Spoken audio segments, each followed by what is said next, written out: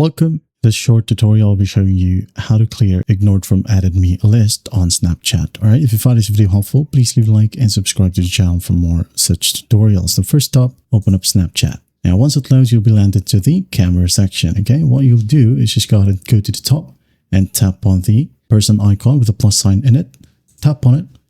And then in here, as you can see, we have the three dots besides it. Just tap on it.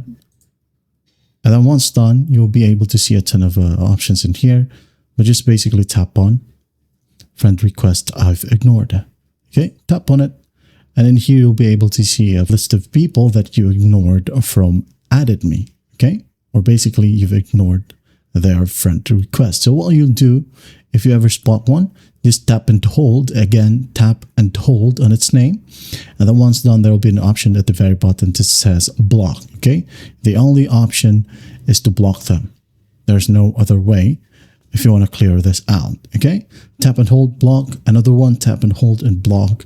And another one, do the same thing over and over again until your list right here is cleared. And that is it.